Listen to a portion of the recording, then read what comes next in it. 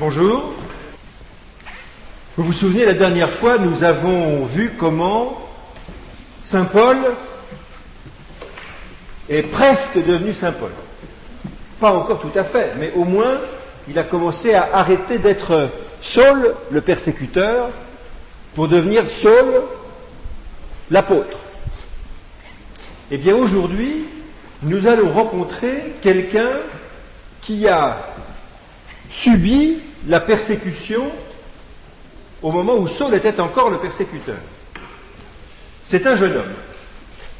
C'est un jeune homme. Un jeune homme qui fait partie du petit groupe de gens qui, à Jérusalem, suivent la parole de Jésus. Et ce petit groupe qui est persécuté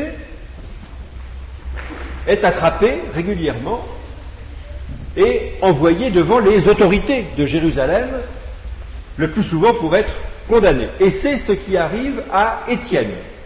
Ce jeune homme s'appelle Étienne et il est arrêté par les autorités de Jérusalem. Alors il sait ce qui va lui arriver. Il sait qu'au moins il va être jeté en prison. Au moins. Il sait que peut-être on va vouloir le tuer. Après tout, on a tué Jésus. Alors peut-être qu'on voudra aussi le tuer lui. Il sait tout ça. Et le voilà qui arrive devant les autorités au temple de Jérusalem. Et on accuse Étienne. On dit, celui-là n'arrête pas de dire des choses contre le temple et contre la loi de Moïse.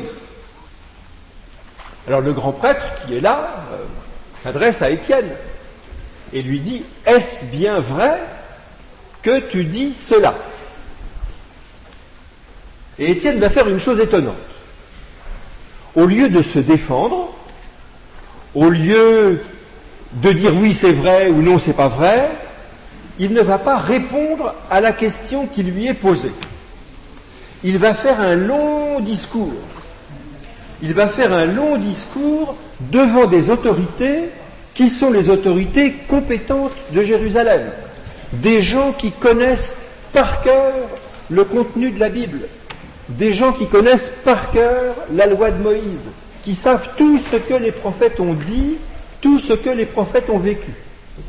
Et devant cette assemblée de gens très savants, le jeune Étienne va faire un discours dans lequel il leur rappelle d'où ils viennent.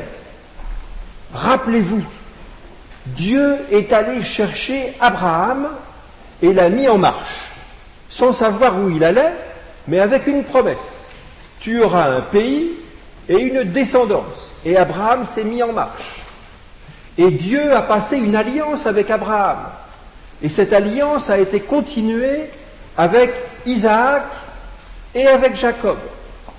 Et ça n'a pas été simple, parce que tout ce monde-là résistait un peu quand même, en dehors d'Abraham, qui lui a cru la promesse. Les autres, c'était pas toujours facile. Et puis Jacob a eu ses 12 garçons. Et les 12 garçons ne s'entendaient pas toujours bien, rappelez-vous. Les 12 garçons, il y en a 11 qui étaient jaloux d'un, Joseph, et ils le vendent pour être emmenés en Égypte. Et c'est ce qui va sauver le peuple. Comprenez, Dieu fait ça. Dieu amène son peuple à l'endroit où il faut. Et quand il y a la famine, c'est Joseph qui va accueillir ses frères et le peuple en Égypte. Donc voilà comment ça se passe, explique Étienne à cette assemblée de gens très savants. Rappelez-vous toutes ces péripéties. Et puis rappelez-vous, après que le peuple est arrivé en Égypte, pendant 400 ans, ça a été l'esclavage. Mais Dieu a envoyé Moïse. Et Étienne rappelle à ces gens très savants que Moïse, ça n'a pas été facile pour lui non plus. Qu'il a fallu qu'il se sauve, puis qu'il revienne, puis qu'il ose parler à Pharaon, et que tout ça n'était pas aussi simple et que toujours le peuple avait parfois tendance à résister à ce que Dieu voulait qu'il fasse. Et Étienne continue. Moïse a sorti le peuple d'Égypte. Moïse a sorti le peuple de l'esclavage. Et ils ont traversé le désert et Dieu a donné la loi à Moïse. Mais à peine Moïse avait-il le dos tourné, rappelez-vous, dit Étienne à ces gens très savants, à peine Moïse avait-il le dos tourné que le peuple s'est fait des idoles et que le peuple a oublié Dieu. Donc c'est toujours comme ça, Dieu revient toujours et finalement, c'est la volonté de Dieu qui a fait qu'après Moïse, vous êtes arrivés dans ce lieu, dit Étienne à ces gens très savants, où nous sommes aujourd'hui.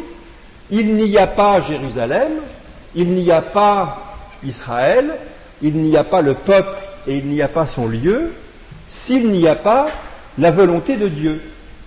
Et voilà, dit Étienne, c'est comme ça que nous sommes ici aujourd'hui. Mais vous ne changez pas. Vous ne changez pas. Vous avez la tête dure, vous avez les oreilles fermées et vous avez le cœur sec. Et vous ne changez pas. Et chaque fois qu'un prophète se présente, vous le persécutez. Chaque fois qu'un prophète vous dit la parole de Dieu, au pire, vous le tuez.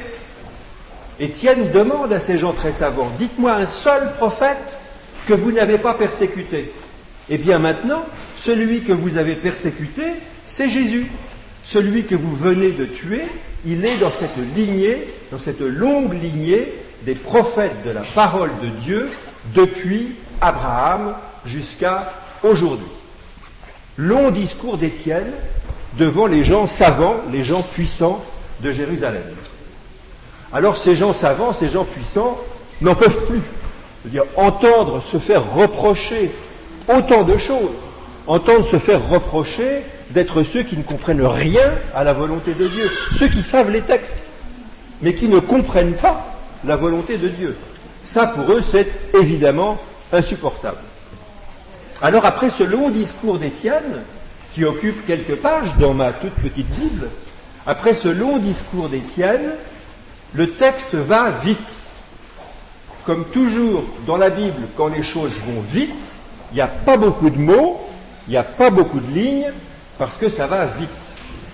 Alors après ce long discours d'Étienne, le texte nous dit, ils étaient furieux, ils déchirèrent leurs vêtements, et comme un seul homme, ils se précipitèrent sur Étienne, le poussèrent en dehors de la ville, et là, ils commencèrent à le lapider. Imaginez ce jeune homme qui vient de leur tenir un long discours, et dont le texte nous dit que même le grand prêtre y trouvait un visage d'ange. Eh bien, ce jeune homme qui est là, il ramasse des pierres en dehors de la ville et il commence à lui jeter des pierres. Et ils vont lui jeter des pierres jusqu'à ce qu'il tombe par terre. Et en quelques lignes, le texte nous dit, après un moment, Étienne s'affaissa sur le sol, ils continuèrent à lui jeter des pierres, et sous les pierres, Étienne s'endormit. Et celui qui regarde cette scène, et celui dont le texte nous dit qu'il approuvait ce meurtre, c'est Saul. C'est le même Saul que nous avons rencontré la semaine dernière, et qui, quelque temps après, en allant persécuter des chrétiens, va entendre la parole de Dieu et va sortir de cette résistance à la volonté de Dieu pour être le messager de la parole du Christ. Et maintenant, c'est la messe.